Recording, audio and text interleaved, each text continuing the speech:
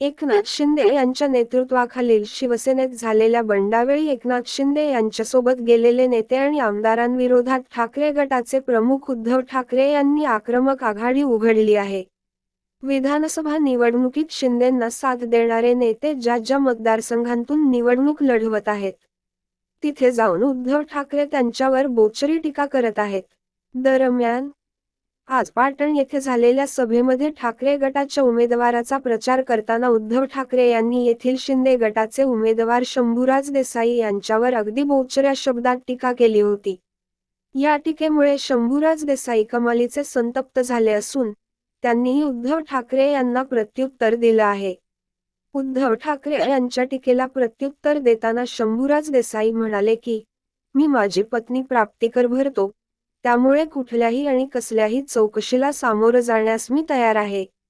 विकासकामांवर बोलण्याचा मुद्दा उद्धव ठाकरे यांच्याकडे नाही. मी मुख्यमंत्री झाल्यावर राज्याला कुठलं व्हिजन देईन? ज्या पाटणमध्ये प्रचाराला आलात, त्या मतदारसंघासाठी काय योजना आहेत, याबाबत उद्धव ठाकरे काही बोलले का? माझ्या मुलाचं लग्न काढलं, मला लुटमार मंत्री म्हणाले, याचा अर्थ पक्षाचं धोरण त्यांच्याकडे नाही. मतदारसंघाच्या विकासाचं धोरण त्यांच्याकडे नाही. सरकार आलं तर काय करेन हेही ते बोलत नाहीत. त्यामुळे ज्यांच्या पायाखालची वाळू सरकरी आहे. तसेच त्यांच्या सभेला जो अतिप्रचंड जनसमुदाय होता, तो पाहून त्यांनी कदाचित अशा प्रकारे टीका केली असेल, असा टोला शंभूराज देसाई यांनी लगावला.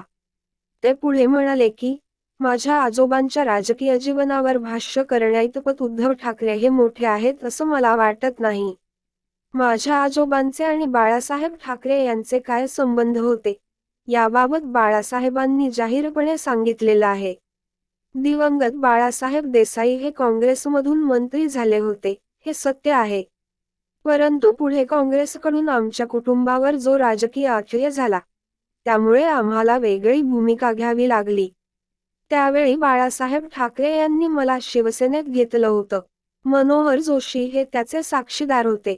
आम्ही आजही बाळासाहेब ठाकरे यांच्या त्याच शिवसेनेत आहोत आणि धनुष्यबाण या चिन्हावर निवडणूक लढवत आहोत.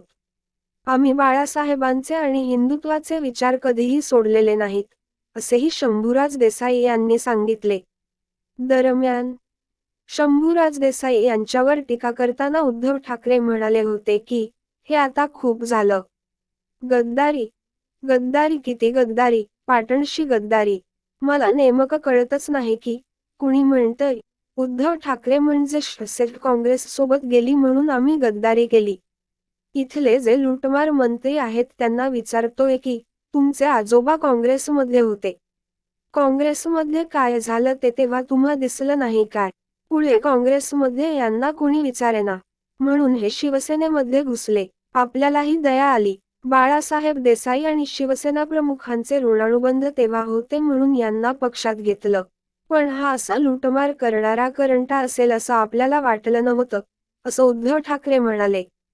शंभूराज देसाईंवर टीका करताना उद्धव ठाकरे पुढे म्हणाले होते की, आपण मंत्री केला.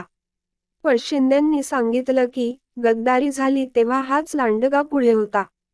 तुम्हाला शिवसेना म्हणजे गांडुळांची औलाद आहे, असं वाटतं का? जो करणार मला मंत्री त्याचा मी वाजंत्री. बस वाजंत्री वाजवत. इथे 3 उमेदवार आहेत. त्यातील लुटमार मंत्र्यांनी आपल्याकडचं खातं घरच्या लग्नासाठी वापरलं. मी सुद्धा 2.5 वर्षे मुख्यमंत्री होतो.